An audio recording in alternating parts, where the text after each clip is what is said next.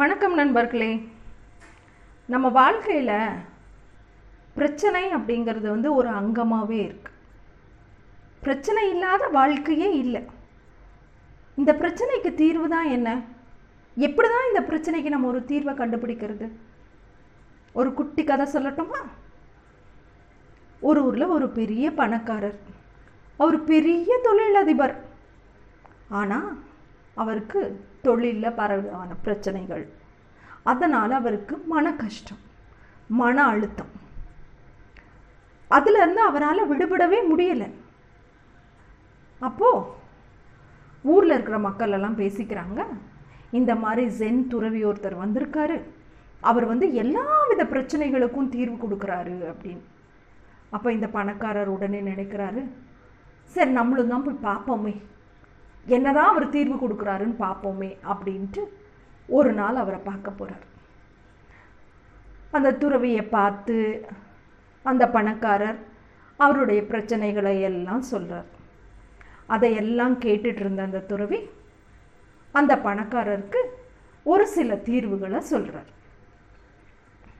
அதை கேட்டு அந்த பணக்காரர் சிரிச்சிட்டு, நீங்கள் சொல்கிற எந்த தீர்வுமே என்னுடைய பிரச்சனையை தீர்க்காது அப்படிங்கிறார். துறவி அந்த பணக்காரரை பார்த்து, எப்பா இவ்வளோ இருட்டாயிடுச்சே, நீ எப்படி வீட்டுக்கு போவேன்னு கேட்குறார். அதெல்லாம் ஒன்றும் பிரச்சனை இல்லை, காரில் தான் வந்திருக்கேன், காரில் போயிடுவேன் அப்படின்னு சொல்லி கார் உனக்கு எப்படிப்பா வழிகாட்டும் அப்படிங்கிறார். காரில் தான் லைட் இருக்கே, லைட் எனக்கு வழிகாட்டி இருக்கும். உன் வீடு இங்கேருந்து எவ்வளோ கிலோமீட்டர் இருக்கும்? ஒரு 7-8 கிலோமீட்டர் இருக்கும் அப்படிங்கிறான்.